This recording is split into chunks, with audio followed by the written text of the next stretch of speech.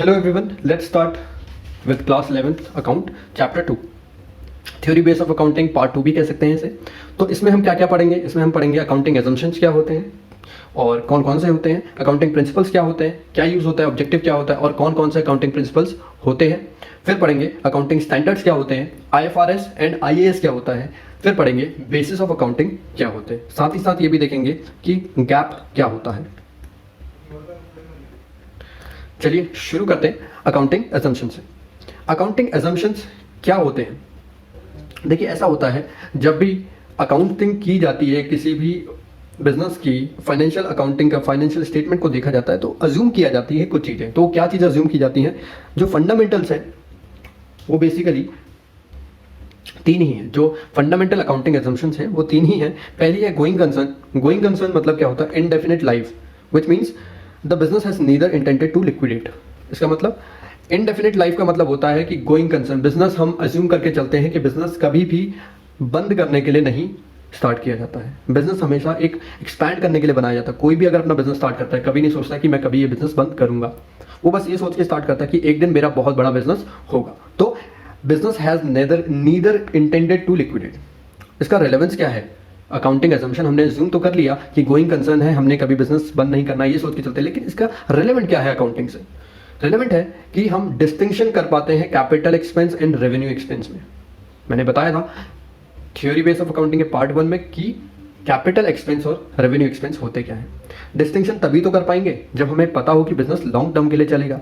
अगर पता है कि बिजनेस अभी एक ही साल में निपट जाएगा तो हमारे सारे एक्सपेंस एक ही बराबर होंगे, ना कोई रेवेन्यू एक्सपेंस रहेगा और ना कोई कैपिटल एक्सपेंस। सब जो एक्सपेंस है उसका नेचर सेम ही हो जाएगा। Classification of asset and liability into current and non current. जब हम बिजनेस लंबा चलाएंगे तभी तो किसी को करंट एसेट कहेंगे और किसी को नॉन करंट एसेट, या current liability non current liability. अगर बिजनेस चलाना नहीं है ज्यादा समय तक तो फिर क्या करंट क्या नॉन करंट, दोनों सेम ही हो जाएगा। Depreciation of fix assets. जब हमें बिजनेस छोटे टाइम के लिए चलाना है तो फिर डेप्रिसिएशन देने का भी क्या ही फायदा है, हमने पूरा एसेट यूज ही कर लेना है। तो यहाँ पे गोइंग कंसर्न इसीलिए एक अजम्पशन बन के आता है। हम अज्यूम करते हैं किसी भी बिजनेस को देख के कि गोइंग कंसर्न वो होने वाला है, वो बिजनेस लंबा चलने वाला है, ये हम अज्यूम करके चलते हैं। आगे बढ़ते हैं। दूसरा अजम्पशन है कंसिस्टेंसी अजम्पशन। कंसिस्टेंसी मतलब होता है लगातार एक ही चीज करते रहना। Practice once selected and adopted should be applied year after year. इसे कहते हैं कंसिस्टेंसी। कोई ऐसी प्रैक्टिस जो अडॉप्ट कर ली है, अप्लाई कर दी है, उसे साल दर साल अप्लाई करते जाना है सेम तरीके से। This will ensure meaningful study of performance of business. मतलब ये क्या हेल्प करेगा? ये हेल्प करेगा कि हमें अपने बिजनेस का परफॉर्मेंस पता लगता रहेगा कि हम सही ट्रैक पे जा रहे हैं या नहीं जा रहे हैं। मान लीजिए हमने एक साल बहुत एडवर्टीजमेंट किया, दूसरे साल एडवर्टीजमेंट ही नहीं किया, तो हमें एक्चुअल बेनिफिट का पता नहीं लग पा रहा है कि हमारे ब्रांड कितनी अच्छी हो गई है, हमारी प्रॉफिट कितना हो गया है, हमारे एक्सपेंसेस क्या है। सपोज कीजिए एक बिजनेस एक साल डेप्रिसिएशन देता है, दूसरे साल डेप्रिसिएशन नहीं देता है अपनी एसेट में, तो इससे क्या होगा? उसे अपने एक्चुअल प्रॉफिट का पता नहीं लग पाएगा, तो कंसिस्टेंसी ब्रेक हो जाएगी। तो कंसिस्टेंसी मेंटेन करके रखता है एक बिजनेस, ये हम अज्यूम करके चलते हैं और उसी हिसाब से उसकी परफॉर्मेंस को कंपेयर किया जाता है पिछले सालों से। However they can be change with fully disclosure only when desirable for proper reporting by virtue of statue. क्या मतलब है इस बात का? मतलब हम अकाउंटिंग पॉलिसीज है, अकाउंटिंग प्रैक्टिसेस है, उसे चेंज कर सकते हैं। इसका मतलब ये नहीं कि हम चेंज ही नहीं कर सकते। हम चेंज कर सकते हैं जब बहुत ज़्यादा जरूरी हो फुल डिस्क्लोजर के लिए। हमें फाइनेंस में या फाइनेंशियल स्टेटमेंट में जब फुल डिस्क्लोजर देना हो, किसी चीज़ का अच्छा रिप्रेजेंटेशन देना हो, उसके लिए अकाउंटिंग पॉलिसी चेंज करना जरूरी हो तो हम चेंज करेंगे। या हमें लॉ कहता है कि आप ये अपनी अकाउंटिंग पॉलिसी चेंज करो, स्टैच्यू मतलब लॉ, तब हमें चेंज कर सकते हैं। या और कोई कंपिटेंट अथॉरिटी हमें कहती है चेंज करने को, तब हम उस अकाउंटिंग पॉलिसी को चेंज कर सकते हैं। अदरवाइज हम नहीं कर सकते और करना भी नहीं चाहिए। तो इसका रेलेवेंस क्या है? इसका रेलेवेंस ये है कि मैनेजमेंट को हेल्प मिल जाती है डिसीजन मेकिंग में by utilizing comparable financial statement. Financial statement तभी कंपेरेबल होंगे जब वो सेम टू सेम हमें लगेंगे हर साल। अगर वो कुछ अलग दिखाई दे रहे हैं तो हम उसे कंपेयर नहीं कर पाएंगे। आगे बढ़ते हैं। तीसरा अजम्पशन है अक्रूवल अजम्पशन। अक्रूवल मतलब होता है एज एंड व्हेन अकर्ड। मतलब क्या है? रेवेन्यू और इनकम आर रियलाइज्ड और recognized when they are earned, not when they are received. मतलब रेवेन्यू या इनकम को तभी हमें रिकॉग्नाइज कर लेना है, तभी उसे हमें इनकम मान लेनी है जब वो अर्न हो जाए, ना कि जब रिसीव हो। मान लीजिए एक सेलर है, बुक सेलर, उसने बुक बेची लेकिन पैसा उसे नहीं मिला अपने ग्राहक से या कस्टमर से, तो क्या वो सेल मानेगा? हाँ, वो उधारी पे क्रेडिट सेल मान सकता है। मान लीजिए कोई और केस लेते हैं जिसमें एक बुक सेलर है, उसने पैसा ले लिया लेकिन अभी बुक उसने अपने ग्राहक को नहीं दी, क्या उससे सेल मानेगा? नहीं, अभी उसने कमाया नहीं है। जब वो बुक हैंड ओवर कर देगा तब वो जो इनकम है वो अर्न मानी जाएगी। तो एक्रूअल कॉन्सेप्ट के हिसाब से हम चीज़ों को तब रिकॉर्ड करते हैं जब वो अर्न हो जाए या इंकर हो जाए। ऐसा ही कॉस्ट के साथ होता है। कॉस्ट और एक्सपेंसेस आर रियलाइज्ड और recognized when they are incurred, not when they are paid off. मतलब एक्सपेंसेस भी तभी रियलाइज किए जाते हैं जब वो इंकर हो जाते हैं। मान लीजिए मैंने एक महीना खूब यूज़ किया, इलेक्ट्रिसिटी का बिल आया और मैंने पे नहीं किया। अब मैंने पे नहीं किया तो क्या वो मेरा खर्चा नहीं है? खर्चा है, बिल्कुल है। तो वो मेरा आउटस्टैंडिंग खर्चा हो जाएगा अगर मैं पे ना करूँ, ड्यू हो जाए। तो expenses are realize when they are incurred. Incurred मतलब वो चीज़ अकर हो गई है। अर्न मतलब मैंने कमा ली है लेकिन मिली नहीं है। तो एक्रूअल अजम्पशन ये है। रेलेवेंस क्या है इसका? Earning of revenue and consumption of resources can be accurately matched to a particular accounting period. तो हम क्या कर पाएंगे? ये हमें हेल्प करेगा कि हम जो रेवेन्यू है या एक्सपेंस है उसको मैच कर पाएं ईयर से।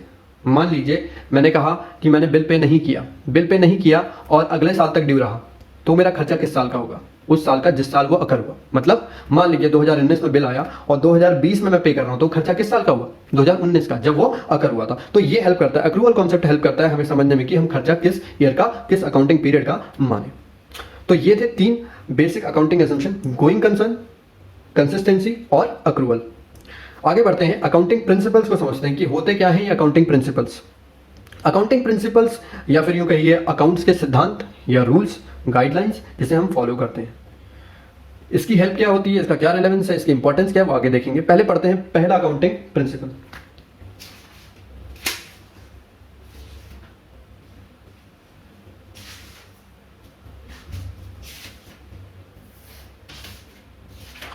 इन टोटल हम 9 अकाउंटिंग प्रिंसिपल्स देखेंगे। पहला देखते हैं separate business entity. Separate business entity का मतलब क्या है?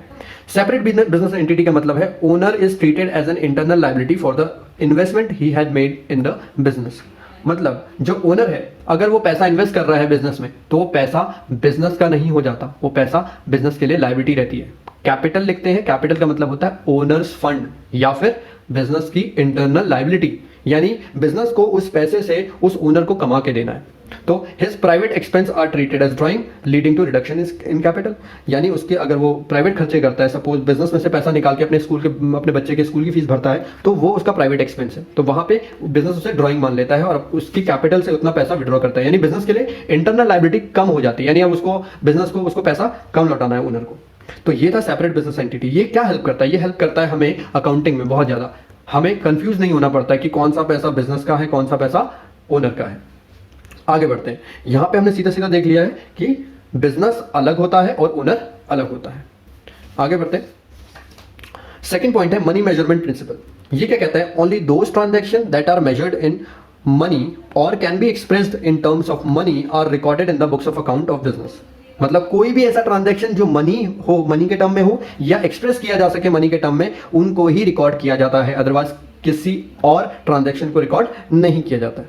Non monetary event like death of any employee, disputes, strikes are not recorded at all। कोई ऐसे नॉन मॉनेटरी इवेंट चाहे वो कितने भी फाइनेंशियल इंपॉर्टेंस के क्यों ना हो, वो रिकॉर्ड नहीं होते। ये जरूर इसका लिमिटेशन है, इट इग्नोर्स क्वालिटेटिव एस्पेक्ट। बिल्कुल सही बात है, that is efficient human resource को एसेट नहीं बताता और डिसऑनेस्ट एम्प्लॉय को लायबिलिटी नहीं बताता, दोनों को सेम वे में कंपेयर करता है। वैल्यू ऑफ मनी स्टेबल नहीं होती और ये मनी के टर्म में मेजर मतलब रिकॉर्डिंग करता है। तो ये इसकी लिमिटेशन जरूर है, लेकिन इसी से अकाउंटिंग आसान हो पाती है। अगर हम नहीं करेंगे ऐसा तो अकाउंटिंग थोड़ी टफ हो जाएगी, कॉम्प्लेक्स हो जाएगी। तो मनी मेजरमेंट प्रिंसिपल दूसरा प्रिंसिपल है अकाउंटिंग का, जिसमें हम सिर्फ मनी या मनी के टर्म में रिप्रेजेंट होने वाली चीजों को ही रिकॉर्ड करते हैं बुक्स ऑफ अकाउंट्स में। तीसरा प्रिंसिपल है अकाउंटिंग पीरियड प्रिंसिपल। ये क्या कहता है? The whole indefinite life. हमने पढ़ा था गोइंग कंसर्न कॉन्सेप्ट अभी तक। ये कहता है द होल इंडेफिनिट लाइफ, जो गोइंग कंसर्न लाइफ है बिजनेस की, उसको पार्ट्स में डिवाइड कर दीजिए। The whole indefinite life of a business is divided into parts known as accounting period. यानी पूरी लाइफ को ये छोटे छोटे अकाउंटिंग पीरियड में डिवाइड कर देता है। उससे होता क्या है? An interval of time is created at the end of which profit and loss account, balance sheet are made और prepared, is called accounting period. एक ऐसा इंटरवल हमें मिल जाता है जिसके बाद हम बैलेंस शीट या profit and loss account prepare करें, और उस पीरियड को, उस इंटरवल को हम क्या कहते हैं? Accounting period. जो अकाउंटिंग पीरियड है वो जनरली 12 महीने का होता है। वो कुछ भी हो सकता है, वो फाइनेंशियल ईयर भी हो सकता है और कैलेंडर ईयर भी हो सकता है। हमने क्लास जो चैप्टर 1 था इसका, उसमें भी देखा था कि अकाउंटिंग पीरियड क्या होता है। ठीक, आगे देखते हैं। Accounting period can be a financial year, that is April to March, or it can be a calendar year, that is January to December. क्या फायदा है अकाउंटिंग पीरियड का? रिलेवेंस क्या है? एलोकेशन ऑफ एक्सपेंसेस, एक्सपेंस को allocate किया जा सकता है कैसे? कैपिटल या रेवेन्यू बताया जा सकता है। अगर 12 महीने से बाहर जाता है कोई ऐसा जो हम 12 महीने के बाद दोबारा नहीं करते तो उसे कैपिटल और वरना रेवेन्यू मान लेते हैं। पोर्शन ऑफ कैपिटल एक्सपेंडिचर अगर कंज्यूम हो जाता है अकाउंटिंग पीरियड में तो उसे उसी अकाउंटिंग पीरियड में पीएल में चार्ज किया जाता है। अगर अनकंज्यूम रहता है उस अकाउंटिंग पीरियड में तो उसे बैलेंस शीट में दिखाया जाता है। सपोज कीजिए मैंने 2 लाख रुपए दिए एज अ सैलरी, जिसमें से 50,000 एडवांस था, तो 1.5 लाख रुपए ही मेरा पीएल में जाएगा, बाकी का जो 50,000 है एडवांस मैंने दिया सैलरी, वो मेरी बैलेंस शीट में प्रीपेड एक्सपेंस नाम से एसेट के नाम से आ जाएगी। तो ये हेल्प करता है अकाउंटिंग पीरियड। अगर अकाउंटिंग पीरियड नहीं होता तो हम कैसे पता लगाते कि ये आउटस्टैंडिंग है या प्रीपेड है? तो हमें पता लग ही नहीं पाता। अकाउंटिंग पीरियड का इन्वॉल्वमेंट बहुत जरूरी है, भले ही आप उसे 1 महीना क्यों ना माने, लेकिन अकाउंटिंग पीरियड डिसाइड करना बहुत जरूरी है। जनरली 1 साल का होता है, जो अकाउंटिंग स्टैंडर्ड्स हैं उनके हिसाब से 12 महीने का ही अकाउंटिंग पीरियड होगा। फुल डिस्क्लोजर प्रिंसिपल, चौथा पॉइंट है full disclosure principle. Financial statement should act as a mean of conveying and not concealing the information. Financial statement जो होते हैं वो मीन्स ऑफ कन्वेइंग का काम करना चाहिए, कभी भी मीन्स ऑफ कंसीलिंग मतलब छिपाने का काम उनका नहीं होना चाहिए इंफॉर्मेशन को, ठीक है ना। Disclosure of information will result in better understanding and parties में be able to take sound decision. Sound मतलब रैशनल डिसीजन, ओके। तो अगर हम डिस्क्लोज करते हैं अपनी इंफॉर्मेशन को, ये किस चीज में रिजल्ट करेगा? बेटर अंडरस्टैंडिंग में। बेटर अंडरस्टैंडिंग होगी तो जो पार्टीज हमारे से रिलेटेड हैं वो अपने डिसीजन अच्छे ले पाएगी, ठीक डिसीजन ले पाएगी बिजनेस के लिए। आगे देखते हैं अगला जो पॉइंट है, fifth principle, materiality principle. Materiality principle क्या कहता है? Disclosure of all material fact are compulsory but it does not mean that even those figures which are irrelevant are to be included in the financial statement. कह रहा है सही बात है कि सारे मटेरियल फैक्ट को हमें रिकॉर्ड करें, ये सही बात है, डिस्क्लोज करना चाहिए सारे मटेरियल फैक्ट को, लेकिन कोई भी ऐसा इररिलेवेंट फिगर या फैक्ट हो जिसे डिस्क्लोज करना जरूरी नहीं था तो वो फाइनेंशियल स्टेटमेंट का पार्ट नहीं बनना चाहिए। यानी if the knowledge of any information may affect the users decision it is termed as material information. तो मटेरियल इन्फॉर्मेशन होता क्या है? अगर वो इन्फॉर्मेशन जो यूजर है, अकाउंटिंग इन्फॉर्मेशन के जो यूजर हैं उनके डिसीजन को इफेक्ट करता है तो वो इन्फॉर्मेशन मटेरियल है, वरना वो मटेरियल नहीं है। If the knowledge of any information may affect the users decision it is termed as material information. आगे बढ़ते हैं, छठा पॉइंट है प्रूडेंस प्रिंसिपल। प्रूडेंस मतलब होता है कंजर्वेटिज्म।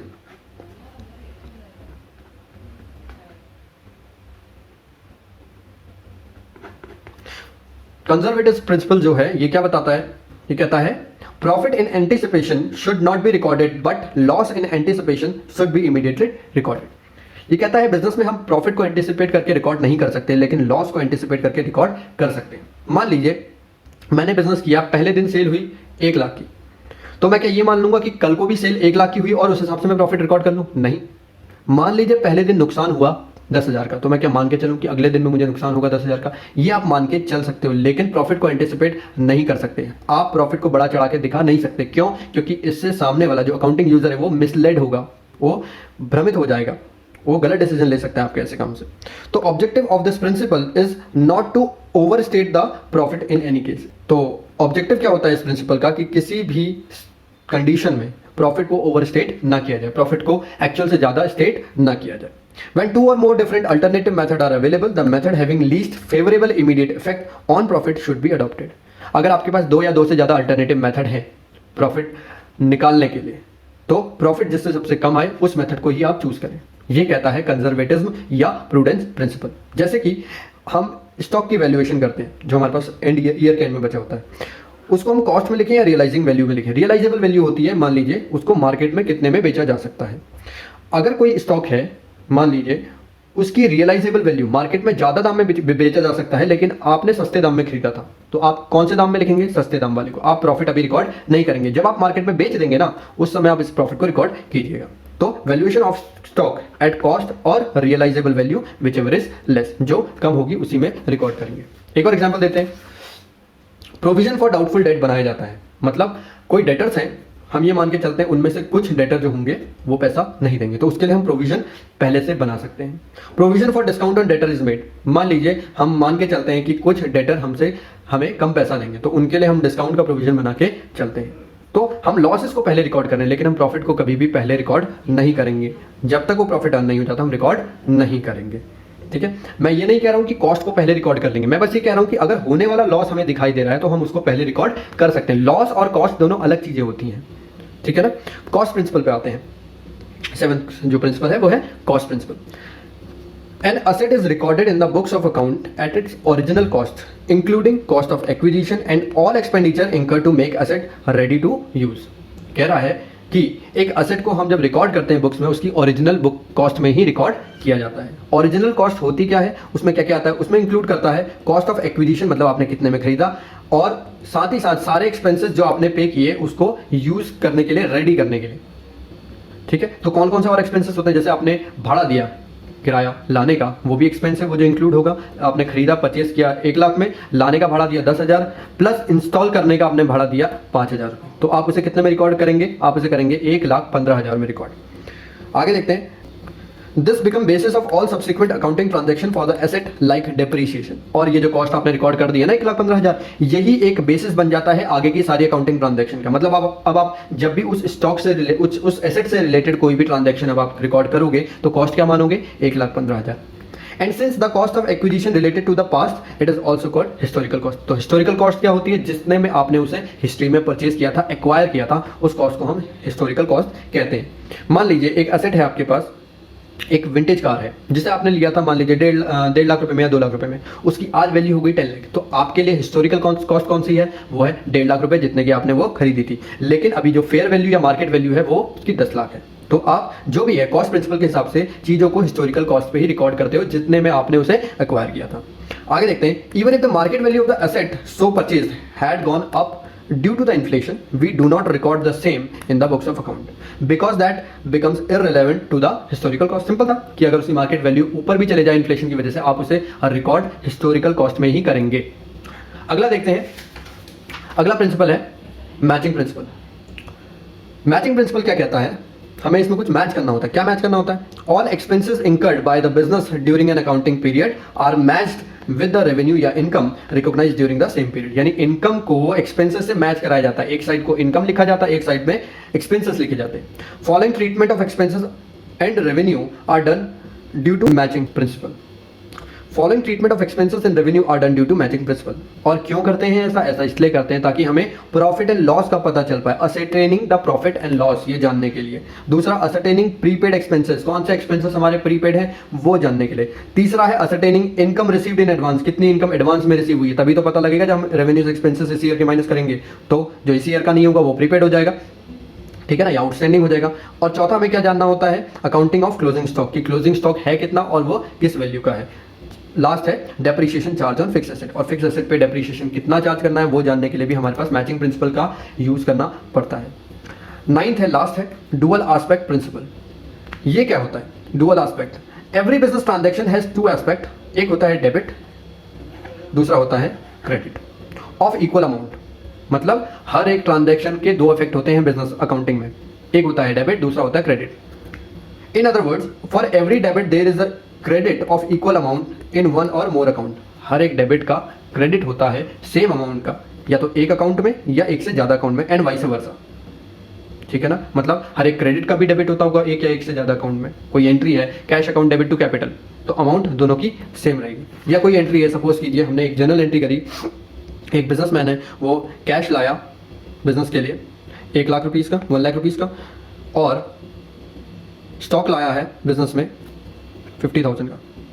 इसकी एंट्री कैसे होगी, इसकी एंट्री होगी cash account debit 1 lakh rupees, stock account debit 50,000 to capital account 1,50,000।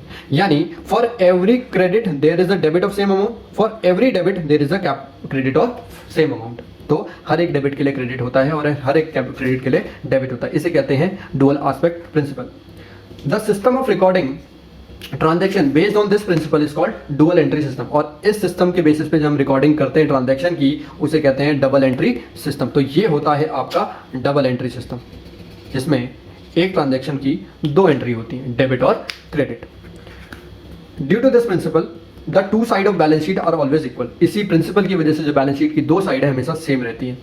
And the following accounting equation will always hold good at any point of time. और इसी वजह से ये इक्वेशन जो है ये हमेशा सही प्रूव होती है। Assets is equal to liability plus capital. जो असेट आएगी वो दो वजह से आ सकती है, या तो वो खुद की है तो कैपिटल ओनर की, या वो बाहर से उधार ली है तो लायबिलिटी। तो असेट मान लीजिए जो हमने अभी एंट्री की थी, कैश लाया, कैपिटल कैश लाया और स्टॉक आया, दोनों लाया था असेट्स और वो उसकी कैपिटल थी। अगर उसमें से कुछ उधारी में लाया होता तो दो चीज़ें यहाँ आती, एक लायबिलिटी में आती और कुछ कैपिटल में आता। तो ये है for every debit there is a credit. Okay, आगे बढ़ते हैं, देखते हैं अगला topic, basis of accounting. Basis of accounting क्या होता है? There are two basis of ascertaining profit and loss. Profit and loss जानने के दो तरीके हैं, बेसिस हैं, कैश बेसिस और अक्रूवल बेसिस। अक्रूवल हमने जो पढ़ा था सिमिलर वैसा ही है, सेम है। कैश बेसिस पढ़ लेते हैं क्या है। कैश बेसिस में क्या होता है? Accounting transaction are recorded in the books of account only on the receipt या पेमेंट ऑफ कैश। कोई भी अकाउंटिंग ट्रांजैक्शन रिकॉर्ड होता है बुक्स में, वो तभी रिकॉर्ड होता है या फिर पैसा रिसीव हुआ हो या पेमेंट हुई हो। अगर वो ड्यू हुआ है, इंकर हुआ है, तो उसमें रिकॉर्ड नहीं होता। अगर हम कैश बेसिस अकाउंटिंग कर रहे हैं तो इसमें आउटस्टैंडिंग एक्सपेंसेस, प्रीपेड एक्सपेंसेस, उन्हें रिकॉर्ड नहीं किया जाता अलग से।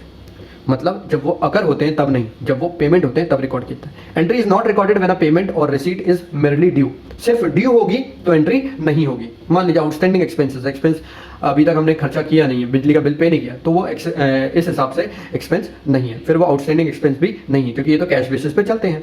Accrued income are also not recorded. This method is contrary to matching principle. ये मैचिंग प्रिंसिपल के एकदम कॉन्ट्राडिक्शन में चलता है, मतलब एकदम उसका उलट है, एकदम ऑपोजिट है।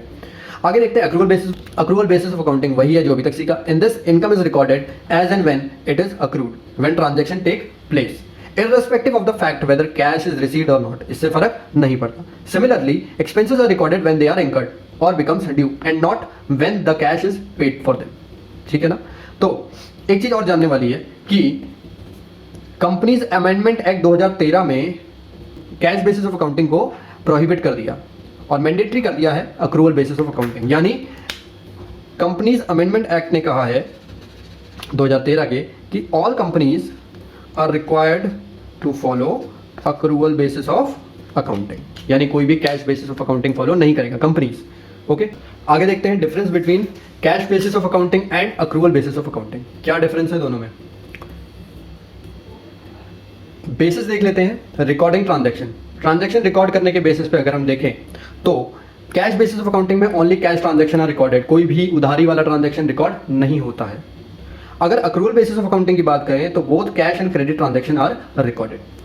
प्रॉफिट एंड लॉस की बात करते हैं। कैश बेसिस ऑफ अकाउंटिंग में करेक्ट प्रॉफिट एंड लॉस पता नहीं चलता है because it record only cash transaction. Accrual basis of accounting में प्रॉपर करेक्ट एकदम हमें कैश प्रॉपर एकदम करेक्ट प्रॉफिट एंड लॉस का पता लग जाता है। Profit and loss recorded correctly due to complete recording of transaction सारे रिकॉर्ड हो रहे हैं, क्रेडिट वाले भी और कैश वाले भी, तो हमें प्रॉपर प्रॉफिट एंड लॉस पता लग जाता है। Distinction between capital and revenue expense, अगर हम इसकी बारे में बात करें तो कैश बेसिस ऑफ अकाउंटिंग में डिस्टिंक्शन नहीं हो पाता है कि कौन सा एक्सपेंस कैपिटल नेचर का है, कौन सा रेवेन्यू नेचर का है। This method does not make distinction between capital and revenue items. However accrual basis of accounting में अच्छे से डिस्टिंक्शन हो जाता है क्योंकि इसमें एक्सपेंसेस को हम ड्यू में भी मान लेते हैं कि वो एक्सपेंसेस है। This method can make the distinction very clearly. फिर आते हैं लीगल पोजीशन में, तो दिस बेसिस यानी cash basis is not recognized under companies act. Companies act में उसे रिकॉग्नाइज नहीं किया गया। However accrual basis is recognized under companies act. Company act ने अक्रूवल बेसिस को अडॉप्ट किया है। आगे बढ़ते हैं, अगला टॉपिक देखते हैं अकाउंटिंग स्टैंडर्ड्स। क्या होते हैं अकाउंटिंग स्टैंडर्ड्स और क्यों पढ़ा जाता है इनके बारे में? जनरली क्या होता है जब अकाउंटिंग करते हैं तो एक से ज़्यादा मेथड्स निकल के आते हैं। लोग अलग अलग तरह के मेथड्स को यूज़ करते हैं अपना प्रॉफिट कम से कम रखने के लिए। लोगों को बेवकूफ़ बनाया जाता है, अकाउंटिंग यूजर्स को बेवकूफ़ बनाया जाता है। तो क्या किया गया, अकाउंटिंग स्टैंडर्ड्स बनाए गए ताकि लोग एक स्टैंडर्ड फॉलो करें, ताकि एक की बैलेंस शीट को दूसरे की बैलेंस शीट से कंपेयर किया जाए। तो देखते हैं इसका यूज। डिफरेंट ऑर्गेनाइजेशन में adopt different accounting policies for the same transaction और द ऑर्गेनाइजेशन में follow different accounting policies for the same item over different accounting period. कह रहा है कि जो अलग अलग ऑर्गेनाइजेशन है वो अडॉप्ट कर सकते हैं अलग अलग अकाउंटिंग पॉलिसीज सेम ट्रांजैक्शन के लिए, और जो ऑर्गेनाइजेशन है वो क्या कर सकते हैं, एक साल एक अकाउंटिंग पॉलिसी यूज कर रहे हैं, दूसरे साल दूसरी अकाउंटिंग पॉलिसी यूज कर रहे हैं। तो इसका रिजल्ट क्या होता है? As a result the financial statement become inconsistent and incomparable. तो जो फाइनेंशियल स्टेटमेंट होते हैं वो इनकंसिस्टेंट हो जाते हैं, कंपेयर भी नहीं कर पाते हैं। सो ये फील हुआ लोगों को, it was felt that certain minimum standards, जिसे हम रूल कह सकते हैं, शुड बी यूनिवर्सली एप्लीकेबल। तो कुछ ऐसे स्टैंडर्ड्स बनाए जाएं जो यूनिवर्सली एप्लीकेबल हो, जिससे क्या हो, कंसिस्टेंसी भी आ जाए और कंपेरेबिलिटी भी आ जाए फाइनेंशियल स्टेटमेंट्स में, so that accounting statement have the qualitative characteristic of reliability, relevance, understandability and comparability. ये 4 चीजें हमें देखने को मिल जाए हर फाइनेंशियल स्टेटमेंट में। पहला, रिलायबिलिटी, बहुत ज़्यादा रिलायबल, पता लग जाए कि हाँ भाई ये अकाउंटिंग स्टेटमेंट जो है रिलायबल है। रिलेवेंस मतलब उसका, उस अकाउंटिंग स्टेटमेंट का, वो ट्रांजैक्शन का फाइनेंशियल स्टेटमेंट से रिलेवेंस है, वो चीज़ मटेरियल है या नहीं है, ये हमें पता लग जाएगा। अंडरस्टैंडेबिलिटी, हम फाइनेंशियल स्टेटमेंट देख के उसे अंडरस्टैंड कर पाएं। एंड कंपेरेबिलिटी, यानी एक फाइनेंशियल स्टेटमेंट को किसी और फाइनेंशियल स्टेटमेंट से कंपेयर किया जा सके। ये इसीलिए अकाउंटिंग स्टैंडर्ड को लाया गया था। तो कॉन्सेप्ट यही है कि accounting standard are written statement issued from time to time by the institution of accounting professional specifying uniform rules और practices for drawing the financial statement.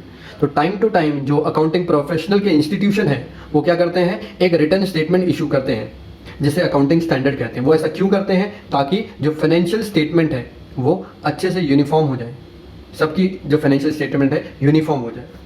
आगे देखते हैं क्या ऑब्जेक्टिव है अकाउंटिंग स्टैंडर्ड्स के।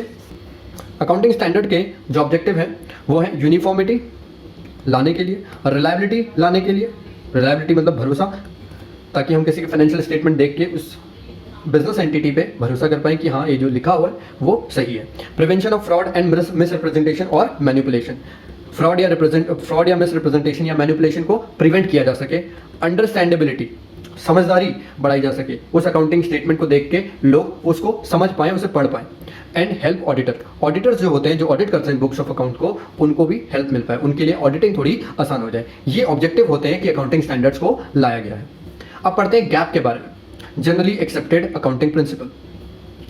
द अकाउंटिंग प्रिंसिपल और GAAP in the form of concept and convention have been developed to bring uniformity and comparability in the financial statement। जो accounting principle हैं वो कॉन्सेप्ट और कन्वेंशन से तैयार किया गया है। जैसे कि कॉन्सेप्ट, कोई कॉन्सेप्ट लाया गया, डेप्रिसिएशन का कॉन्सेप्ट, ठीक है ना, या फिर फुल डिस्क्लोजर का कॉन्सेप्ट। तो ये कॉन्सेप्ट लाया गया, कैसे लाया गया, कन्वेंशन के थ्रू। कन्वेंशन मतलब टाइम टू टाइम देखा गया ये चेंजेस होने चाहिए, इससे लोग मैनिपुलेट कर पा रहे हैं, तो उनको चेंजेस किए गए। प्रैक्टिस एंड प्रैक्टिस के थ्रू उसे लाया गया, तो उसे कन्वेंशन कहते हैं। वो डेवलप किया गया to bring uniformity and comparability in the financial statement, ताकि फाइनेंशियल स्टेटमेंट यूनिफॉर्म और कंपेरेबल बन जाए। बट गैप यानी generally accepted accounting principle allow a large number of alternative treatment for the same item. लेकिन contrary हो गया कि GAAP allow करता है large number of alternative treatment. GAAP में अगर ये अकाउंटिंग प्रिंसिपल देखें तो इसमें हमारे पास बहुत सारे अल्टरनेटिव अकाउंटिंग ट्रीटमेंट मिल जाते हैं एक ही आइटम के अलग अलग तरीके से। फिर क्या होने लगा, फिर जो डिफरेंट ऑर्गेनाइजेशन है वो अलग अलग मेथड्स को यूज करने लगी। उसका रिजल्ट क्या हुआ कि फाइनेंशियल स्टेटमेंट जो है वो इनकंसिस्टेंट और इनकंपेरेबल हो गई। लाया किस लिए गया था, यूनिफॉर्मिटी और कंपेरेबिलिटी के लिए, लेकिन रिजल्ट क्या आया, इनकंसिस्टेंसी और इनकंपेरेबिलिटी। ऐसा क्यों हुआ, क्योंकि उसमें डिफरेंट अल्टरनेटिव ट्रीटमेंट थे फॉर द सेम आइटम। तो different organisation have adopted different treatment, as a result financial statement become inconsistent and incomparable. अब देखते हैं एक और टॉपिक, जो लास्ट टॉपिक है हमारा, IFRS, international financial reporting standards. Financial standard issued by the international accounting standard board, जिसे हम ISAB के नाम से जानते हैं, ये इशू करता है इंटरनेशनल फाइनेंशियल स्टैंडर्ड्स।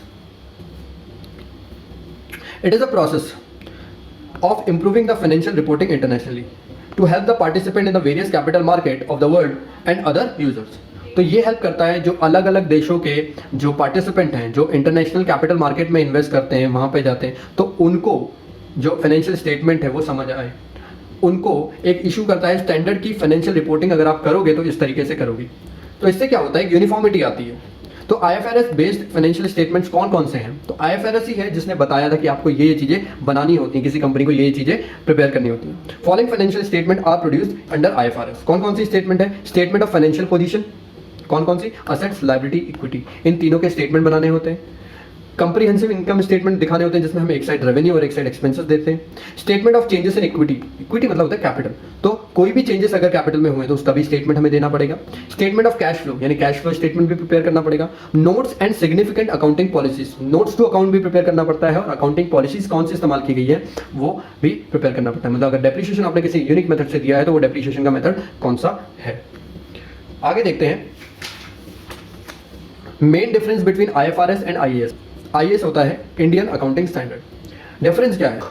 IFRS जो होता है वो प्रिंसिपल बेस्ड होता है, लेकिन IAS इंडियन अकाउंटिंग स्टैंडर्ड जो होता है वो रूल बेस्ड होता है, उसके रूल्स हैं, प्रिंसिपल्स नहीं है, रूल्स हैं।